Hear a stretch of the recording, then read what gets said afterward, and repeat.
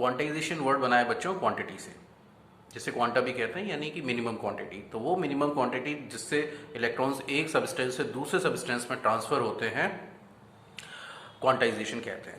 तो जब हम दो सब्सटेंसेस को रब करते हैं, जैसे ग्लास रॉड और सिल्क के कपड़े को जब हम रब करते हैं, तो इलेक्ट्रॉन्स ग्लास से सिल्क के कपड़े में मूव करते हैं।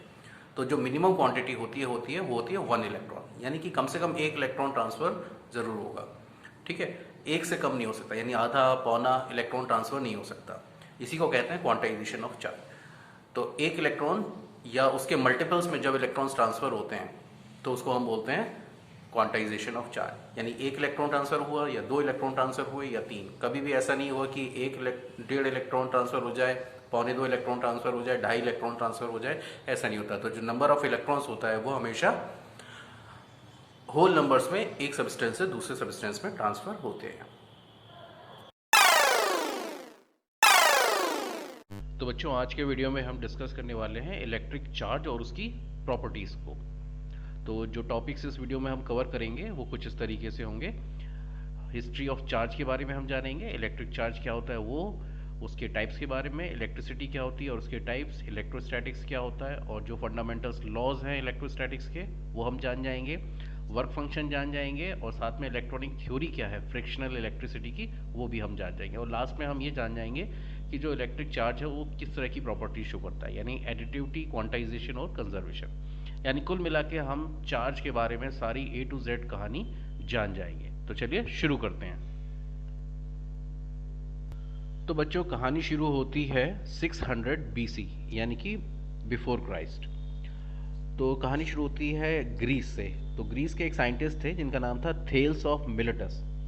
तो इन्होंने पहली बार नोटिस किया कि जो एम्बर होता है, एम्बर का जो पीस है, अगर उसको वूलन के क्लॉथ से रगड़ा जाए तो उसके अंदर कुछ अट्रैक्ट करने की प्रॉपर्टीज आ जाती हैं, यानी दूसरे सब्सटेंस को वो अट्रैक्ट करने लगता है। तो एम्बर के पीस को अगर हमने वुलन क्लॉथ से रगड़ दिया तो जो एम्बर का पीस है वो फेदर को या डस्ट को या लीव्स, पत्तियों को अपनी तरफ अट्रैक्ट करने लगता है।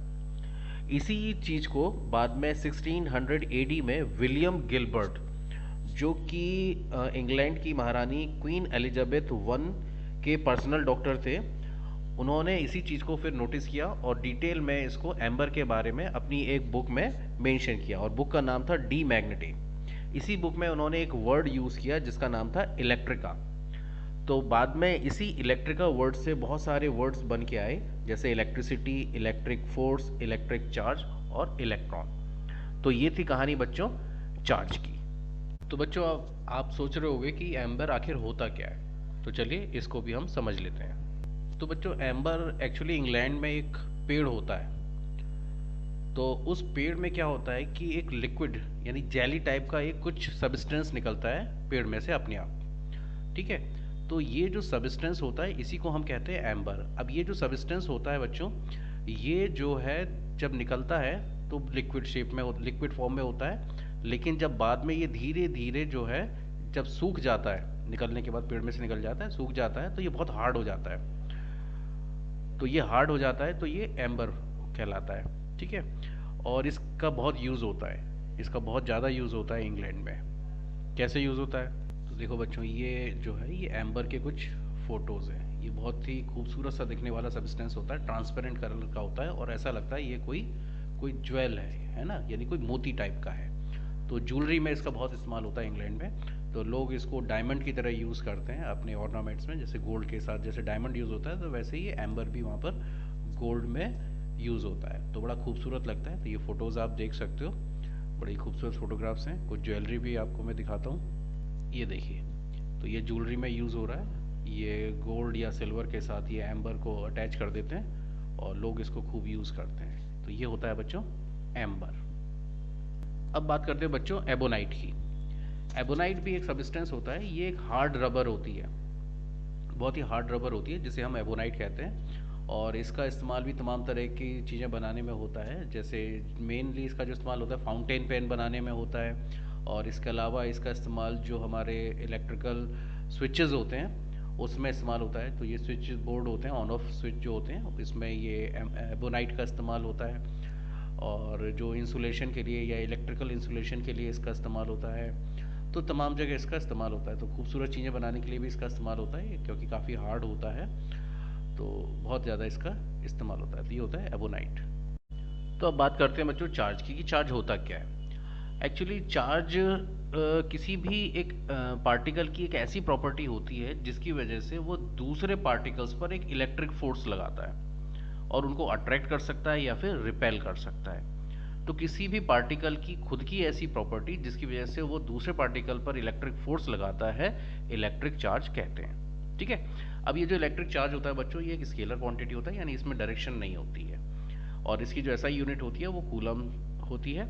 और दो तरह के चार्ज होते हैं हमारे पास, पॉजिटिव और नेगेटिव चार्ज। तो प्रोटॉन पर पॉजिटिव चार्ज होता है और इलेक्ट्रॉन पर नेगेटिव चार्ज होता है ना। अब ये पॉजिटिव चार्ज होता क्या है? तो एक्चुअली होता क्या है बच्चों, जैसे हमने दो चीज़ों को रगड़ा, जैसे ग्लास रॉड को अगर हमने सिल्क के कपड़े से रगड़ा, तो क्या होता है कि ग्लास रॉड से इलेक्ट्रॉन्स निकल के सिल्क के कपड़े में चले जाते हैं, यानी कि ग्लास रॉड पर हो गई इलेक्ट्रॉन्स की कमी, और इस इलेक्ट्रॉन्स की कमी को ही हम कहते हैं पॉजिटिव चार्ज। अब क्योंकि सिल्क के कपड़े पर इलेक्ट्रॉन्स ज़्यादा हो गए, क्योंकि वो ग्लास रॉड के इलेक्ट्रॉन्स भी उसके पास आ गए, तो सिल्क के कपड़े पर हो गए इलेक्ट्रॉन्स ज़्यादा। तो जो ज़्यादा हो गए यानी एक्सेस ऑफ इलेक्ट्रॉन्स, इसी को हम कह देते हैं नेगेटिव चार्ज। ठीक है। तो इलेक्ट्रॉन पर जो चार्ज होता है 1.6 इंटू 10⁻19 कूलम। ठीक है। तो इस तरीके से इलेक्ट्रॉन्स जो हैं वो ट्रांसफर होते हैं, जिसकी वजह से पॉजिटिव चार्ज या फिर नेगेटिव चार्ज हो जाता है सबस्टेंसेस पर। ठीक है। अब साइंस की जिस ब्रांच में हम ये चार्ज को स्टडी करते हैं, उस साइंस को हम कहते हैं इलेक्ट्रोस्टैटिक्स। और इलेक्ट्रोस्टैटिक्स के कुछ फंडामेंटल लॉज हैं जो कुछ इस तरीके से हैं कि जो लाइक चार्जेस होते हैं वो हमेशा रिपेल करते हैं, यानी कि पॉजिटिव पॉजिटिव और नेगेटिव नेगेटिव हमेशा रिपेल करेंगे, और जो अनलाइक या अपोजिट चार्जेस होते हैं वो हमेशा अट्रैक्ट करते हैं, जैसे पॉजिटिव नेगेटिव हमेशा अट्रैक्ट करेंगे। ठीक है। अब जब हमने ग्लास की रॉड को सिल्क के कपड़े से रगड़ा, तो ग्लास की रॉड पर जो चार्ज आया उसको शुरुआत में जो नाम दिया गया था वो था विट्रस चार्ज। ठीक है। और जो सिल्क के कपड़े पर चार्ज आया है ना, यानी कि नेगेटिव चार्ज, उसको कहते हैं हम रेजिनियस चार्ज। तो पॉजिटिव चार्ज को हम एक और नाम से बुलाते हैं विट्रस चार्ज, और नेगेटिव चार्ज को भी हम एक और नाम से बुलाते हैं रेजिनस चार्ज। ठीक है। तो जब एम्बर की रॉड को हमने वुलन क्लॉथ से रगड़ा, तो एम्बर की रॉड पे नेगेटिव चार्ज आया जिसे हम कहते हैं रेजिनस चार्ज, और ग्लास की रॉड पे पॉजिटिव चार्ज आया जिसे हम कहते हैं विट्रस चार्ज। अब ये जो विट्रस चार्ज और रेजिनस चार्ज है, ये नाम देने का जो क्रेडिट जाता है वो जाता है चार्ल्स ड्यू फे साहब को। इन्होंने ही ये विट्रस चार्ज और रेजिनस चार्ज नाम दिया था। अब क्यों दिया था नाम, विट्रस ही क्यों दिया, रेजिनस ही क्यों दिया, इसके पीछे भी क्लियर कहानी है कि जब ग्लास की रॉड को हमने सिल्क के कपड़े से रगड़ा, तो ग्लास की रॉड पर आ गया पॉजिटिव चार्ज, है ना। ग्लास की रॉड पे जो चार्ज आया, तो ग्लास को क्या होता है ना बच्चों, इसको लैटिन अमेरिका में विट्रस बोलते हैं। ठीक है। तो उसी वजह से इसको नाम दिया गया विट्रस चार्ज। तो ग्लास का नाम ही लैटिन अमेरिका में विट्रस होता है, इसलिए इसको विट्रस चार्ज कहते हैं। अब जो एम्बर होता है वो ग्लू फॉर्म में होता है, यानी कि चिपचिपा, जिसे बोलते हैं रेजिनस, है ना। तो एम्बर्स की प्रॉपर्टी होती है रेजिन की जैसी, चिपचिपे जैसी।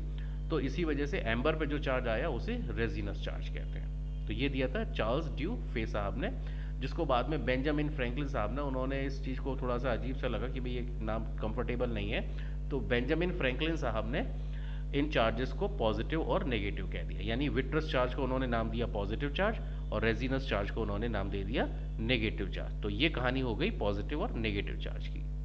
ठीक है बच्चों, तो अब बात करते हैं कि कब पॉजिटिव चार्ज मिलता है और कब नेगेटिव चार्ज मिलता है। तो यहाँ पर आप एक टेबल देख रहे हैं, column 1 column 2, column 1 positive charge के लिए है, कॉलम 2 नेगेटिव चार्ज के लिए है। तो जब हम ग्लास रॉड को सिल्क के क्लॉथ से रगड़ेंगे, तो ग्लास रॉड पे हमेशा पॉजिटिव चार्ज आएगा और सिल्क क्लॉथ पे हमेशा नेगेटिव चार्ज आता है। ये डिफाइंड टर्म्स हैं।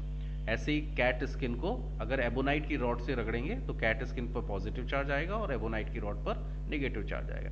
ऐसे ही वुलन क्लॉथ को अगर हम एम्बर रॉड से या फिर प्लास्टिक रॉड से रगड़ेंगे तो वुलन क्लॉथ पर हमेशा पॉजिटिव चार्ज आता है और एम्बर की रॉड पर या फिर प्लास्टिक की रॉड पर हमेशा नेगेटिव चार्ज आता है। वुलन कारपेट को रबर शूज से रगड़ेंगे तो वुलन कारपेट पे हमेशा पॉजिटिव चार्ज और रबर शूज पर हमेशा नेगेटिव चार्ज। ऐसे ही वुलन कोट को अगर प्लास्टिक सीट से रगड़ेंगे तो वुलन कोट पे हमेशा पॉजिटिव चार्ज आएगा और जो प्लास्टिक सीट है उस पर हमेशा नेगेटिव चार्ज आता है। ठीक है। तो ये सब एक्सपेरिमेंटल एविडेंसेस के बेस पर ये टेबल बनाई गई है। तो जब चार्ज की कहानी समझ में आ गई तो उसकी तो चार्ज से ही कहानी बनी इलेक्ट्रिसिटी की, है ना। अब इलेक्ट्रिसिटी क्या होती है, क्योंकि हम इलेक्ट्रिसिटी भी टर्म बहुत यूज़ करते हैं। तो होता ये है कि इलेक्ट्रिसिटी क्या हो गया, जब दो सबस्टेंसेस को आपस में रगड़ते हैं तो उनमें जो एक दूसरे को अट्रैक्ट करने की प्रॉपर्टी आ जाती है, ठीक है।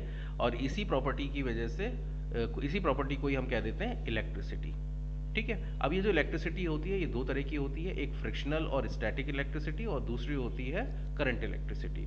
फ्रिक्शनल होती है फ्रिक्शनल इलेक्ट्रिसिटी जो होती है वो चार्ज के रुके होने की वजह से होती है, चार्ज मूव नहीं करता है। लेकिन जो करंट इलेक्ट्रिसिटी होती है उसमें चार्ज मूव करता है, ये फर्क होता है दोनों में, ठीक। तो फ्रिक्शनल इलेक्ट्रिसिटी मतलब जब दो सबस्टेंसेस आपस में रगड़े जाते हैं तो एक इलेक्ट्रिसिटी प्रोड्यूस हो जाती है जिसे हम कहते हैं फ्रिक्शनल इलेक्ट्रिसिटी, जिसमें चार्ज जो है वो रेस्ट में रहता है, मूव नहीं करता है, स्टैटिक सिचुएशन में रहता है। जबकि करंट इलेक्ट्रिसिटी में जो चार्ज है वो मूव करता है, कंडक्टर में एक पोजीशन से दूसरी पोजीशन पर मूव करता है। तो हमारे घरों में जो इलेक्ट्रिसिटी आती है वो करंट इलेक्ट्रिसिटी होती है। लेकिन जो ग्लास रॉड और सिल्क के कपड़े के बीच में इलेक्ट्रिसिटी प्रोड्यूस हो गई उसको हम कहेंगे फ्रिक्शनल या फिर स्टैटिक इलेक्ट्रिसिटी। ऐसे एक और एग्जांपल है जो हम लोग बहुत बचपन से खेलते आए हैं कि अगर आपने कॉम्ब को अपने बालों से रगड़ा, ड्राई हेयर से, सूखे बालों से अगर कॉम्ब को रगड़ेंगे और कागज़ के छोटे छोटे पीसेस के पास लेके जाएंगे तो कागज़ के पीस जो है वो उससे अट्रैक्ट हो जाते हैं। तो ये जो इलेक्ट्रिसिटी प्रोड्यूस हुई इसी को हम कहते हैं फ्रिक्शनल या फिर स्टैटिक इलेक्ट्रिसिटी। तो बच्चों अब ये जो रगड़ने वाला प्रोसेस है इसको हम एक वीडियो के जरिए समझते हैं कि आखिर ये काम कैसे करता है, ठीक है। तो आप यहाँ पर देखेंगे कि इस वीडियो में क्या हो रहा है कि जो ग्लास रॉड है हमारे पास उसको दोनों ही ग्लास रॉड को सिल्क के कपड़े से रगड़ा गया। तो इसका मतलब दोनों पे सेम चार्ज प्रोड्यूस होगा और ये दोनों रॉड एक दूसरे को रिपेल कर रही हैं। देख सकते हैं आप सिल्क के कपड़े पर से रगड़ने पर ये दोनों एक दूसरे को रिपेल कर रही है, इसका मतलब दोनों पे सेम चार्ज प्रोड्यूस हो गया, ये देखिए, ठीक। अब ऐसे यहाँ पे देख रहे हैं ये हमारे पास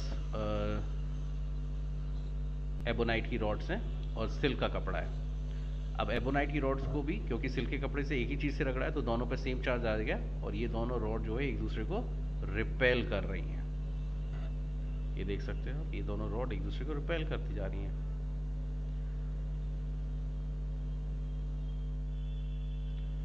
अब हम क्या करेंगे, एक एबोनाइट की रॉड लेंगे और एक ग्लास रॉड को लेंगे, सिल्क के कपड़े से दोनों को रगड़ेंगे। अब देखते हैं क्या होता है। ये ग्लास रॉड को हमने रगड़ा सिल्क के कपड़े से, अब ये देखिए अरे ये तो अट्रैक्ट करने लगी, ये क्या हुआ, इसका मतलब इन दोनों पे अपोजिट चार्ज है ना। ये अपोजिट चार्ज जो है एक दूसरे को अट्रैक्ट कर रहे हैं जिसकी वजह से ये रॉड एक दूसरे को अट्रैक्ट करती जा रही है। अब देखिए अब हमने ग्लास रॉड को सिल्क के कपड़े से रगड़ा, अब देखते हैं ग्लास रॉड और सिल्क के कपड़े में क्या रिएक्शन होती है। तो ये देखिए सिल्क का कपड़ा इसको रगड़ अट्रैक्ट कर रहा है। तो बच्चों इस तरह से हम समझ गए इस वीडियो के जरिए कि आखिर ये होता कैसे है। तो जब ये अट्रैक्शन जो है या रिपल्जन किस केस में होता है, तो अब ऐसा होता क्यों है, तो इसके पीछे भी एक अच्छी खासी कहानी है जिसे अब हम समझ लेते हैं कि ये कहानी क्या कहती है और ये ऐसा होता क्यों है। तो बच्चों हम जानते हैं कि कोई भी एटम हो उसमें जो इलेक्ट्रॉन्स होते हैं वो एटम में न्यूक्लियस के चारों तरफ रिवॉल्व करते रहते हैं, है ना। अब जो इलेक्ट्रॉन्स होते हैं, जो दूर वाली शेल्स में इलेक्ट्रॉन होते हैं वो क्योंकि लूजली कपल्ड होते हैं न्यूक्लियस के साथ तो वो एटम को छोड़ के चले जाते हैं। तो ऐसा ही कुछ यहाँ पर होता है, जब हम दो ऑब्जेक्ट को आपस में रगड़ते हैं तो इलेक्ट्रॉन्स जो हैं वो एटम को छोड़ के चले जाते हैं जब दो चीज़ों को रगड़ते हैं। तो ऐसा इसलिए होता है क्योंकि जिनका वर्क फंक्शन कम होगा, यानी जिनके अंदर इलेक्ट्रॉन्स की जो एनर्जी है वो कम होगी, इलेक्ट्रॉन्स को आसानी से जिसमें छोड़ के चले जाएंगे, तो उस एनर्जी को हम कहते हैं वर्क फंक्शन। तो वर्क फंक्शन की कमी के कारण यानी एनर्जी की कमी के कारण इलेक्ट्रॉन्स आसानी से एक सबस्टेंस को छोड़ के दूसरे सबस्टेंस में चले जाते हैं, यानी इलेक्ट्रॉन्स जो है अपनी आउटर मोस्ट शेल को छोड़ के कहीं और चले जाते हैं, ठीक।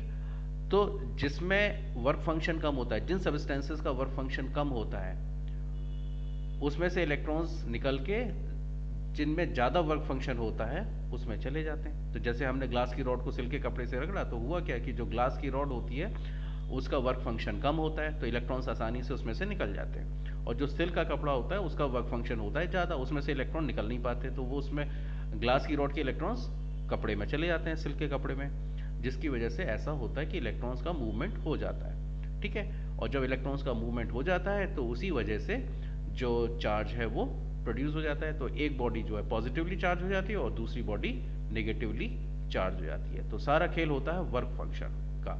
वर्क फंक्शन क्या होता है? एक ऐसी एनर्जी जो इलेक्ट्रॉन्स को बाहर निकालने के लिए रिक्वायर्ड होती है किसी भी एटम में से या फिर मटेरियल में से। तो बच्चों ये थी कहानी चार्ज की कि चार्ज कैसे प्रोड्यूस हो जाता है। अब जो चार्ज होता है वो कुछ अपनी प्रॉपर्टीज भी शो करता है, कुछ खास तरह की। तो 3 तरह की प्रॉपर्टीज चार्ज शो करता है। एक होती है एडिटिविटी, दूसरी होती है क्वांटाइजेशन ऑफ चार्ज और तीसरी होती है कंजर्वेशन ऑफ चार्ज। एक एक करके तीनों को समझते हैं। एडिटिविटी ऑफ चार्ज का मतलब ये होता है बच्चों कि किसी सिस्टम में मान लीजिए बहुत सारे चार्ज हैं, तो उस सिस्टम में कितना चार्ज होगा, टोटल चार्ज कितना होगा। तो किसी सिस्टम में मान लीजिए Q1 Q2 इस तरीके से अलग अलग बहुत सारे चार्ज हैं, तो जो टोटल चार्ज होता है वो सबका एल्जेब्रिक सम होता है। यानी Q जो होगा, Q यानी टोटल चार्ज जो होगा वो Q1 plus Q2 plus Q3 and so on होगा। तो अगर n चार्ज हैं तो Q1 से लेके Qn तक के सब चार्जेस को हम आपस में ऐड कर देंगे तो टोटल चार्ज हमें मिल जाएगा, ठीक। दूसरी चीज होती है quantization of electric charge. Quantization का मतलब होता है क्वांटिटी। तो ये जो क्वांटाइजेशन वर्ड है ये क्वांटिटी से मिला है और क्वांटाइजेशन को हम क्वांटा भी कहते हैं। क्वांटा मतलब मिनिमम क्वांटिटी। तो जब दो चीज़ों को हम आपस में रगड़ते हैं तो कितना मिनिमम चार्ज ट्रांसफर होता है उसको हम कहते हैं क्वांटाइजेशन ऑफ चार्ज। तो मिनिमम चार्ज कितना होता है जो ट्रांसफर होता है वो होता है 1 इलेक्ट्रॉन, यानी कम से कम एक इलेक्ट्रॉन ट्रांसफर जरूर होता है, ठीक है। यानी कम से कम एक इलेक्ट्रॉन ट्रांसफर होगा। तो अब एक इलेक्ट्रॉन ही क्यों होगा, क्या उससे कम भी हो सकता है? नहीं, उससे कम नहीं हो सकता। तो जो इलेक्ट्रॉन का जो ट्रांसफर होता है वो होल नंबर्स में होता है। जब दो बॉडी को हम आपस में रगड़ते हैं तो इलेक्ट्रॉन्स का ट्रांसफर हमेशा होल नंबर्स में होगा। या तो एक इलेक्ट्रॉन ट्रांसफर होगा या दो इलेक्ट्रॉन ट्रांसफर होंगे, 3 होंगे, 4 होंगे एंड सो ऑन। कभी भी ऐसा नहीं हो सकता कि आधा इलेक्ट्रॉन ट्रांसफर हो जाए, सवा इलेक्ट्रॉन ट्रांसफर हो या 1.5 इलेक्ट्रॉन ट्रांसफर हो, ऐसा नहीं होता। हमेशा जो ट्रांसफर होगा वो होल नंबर्स में होगा। ये कुछ ऐसा ही है कि जैसे आप समोसे वाली की शॉप पे जाएं और कहें भैया हमें एक समोसा चाहिए या 2 समोसा चाहिए या 3 समोसा चाहिए, तो कम से कम आपको एक समोसा लेना होगा। कभी वो आधा समोसा नहीं देगा या गुलाब जामुन आधा नहीं देगा, है ना। तो इसी को हम कहते हैं क्वांटाइजेशन ऑफ चार्ज, या फिर कहिए समोसे की बात करें तो क्वांटाइजेशन ऑफ समोसा हो गया कि भाई एक समोसा तो आपको लेना ही होगा, 1.5 समोसा या 2 समोसा 2.5 समोसा नहीं मिलेगा। तो मिनिमम क्वांटिटी जो आपको लेनी होगी समोसे की वो होगी 1, है ना। और फिर उसी के मल्टीपल्स में आप लोगे, एक समोसा ले लिया या 2 समोसे ले लिए या 3 समोसे। तो ऐसी जब दो ऑब्जेक्ट को हम रगड़ते हैं तो जो इलेक्ट्रॉन्स का ट्रांसफर होता है वो हमेशा होल नंबर्स में होता है। एक इलेक्ट्रॉन ट्रांसफर होगा या 2 इलेक्ट्रॉन ट्रांसफर होंगे या 3 होंगे, आधा पौना के वैल्यूज में नहीं होंगे। इसी को हम कह देते हैं क्वांटाइजेशन ऑफ इलेक्ट्रिक चार्ज। तो जो टोटल चार्ज जो ट्रांसफर होगा वो होगा Ne, यानी Q is equal to Ne। N जो है वो नंबर ऑफ इलेक्ट्रॉन्स है और E जो होता है वो एक इलेक्ट्रॉन पर चार्ज होता है ना।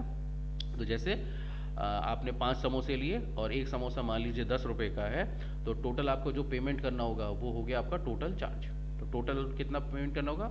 अगर आपने 5 समोसे लिए तो 10, 5 इंटू 10 यानी कि 50 रुपीज़। तो ऐसे ही टोटल चार्ज कितना हो गया?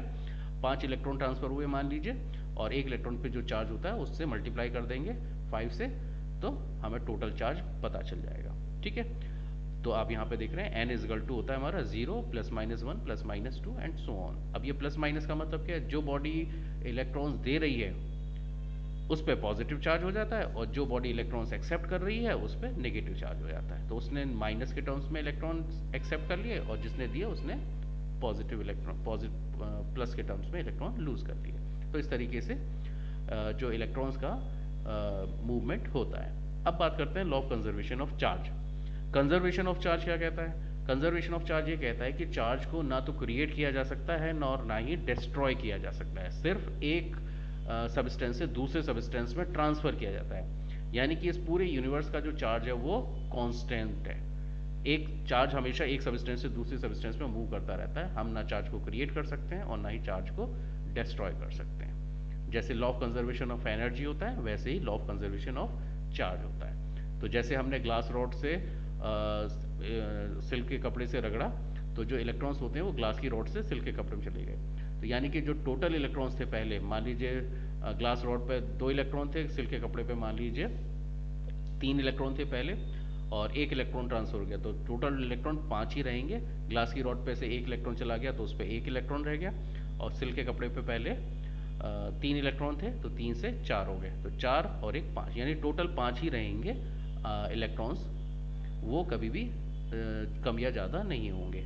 ठीक है, ऐसी जैसे सोडियम क्लोराइड होता है, उसका आयनाइजेशन करते हैं तो इनिशियली सोडियम क्लोराइड कैसा है, न्यूट्रल, उस पर कोई चार्ज नहीं है, लेकिन जैसे आयनाइजेशन हो जाता है तो सोडियम पर पॉजिटिव चार्ज और क्लोराइड पर नेगेटिव चार्ज होता है। तो कुल मिला के आप देखेंगे इस पर 1 यूनिट का पॉजिटिव चार्ज है और क्लोरीन पर 1 यूनिट का नेगेटिव चार्ज है, तो दोनों को मिला देंगे तो भी न्यूट्रल रहेगा, है ना। तो एक इलेक्ट्रॉन और एक प्रोटॉन मिलके न्यूट्रल चार्ज बना देते हैं, यानी टोटल चार्ज हमारा कांस्टेंट ही रहता है। ठीक बच्चों, आई होप आपको समझ में आ गया होगा ये चैप्टर, ये सारे टॉपिक्स अच्छे आसानी से, और नए वीडियो में हम मिलेंगे एक नए टॉपिक के साथ।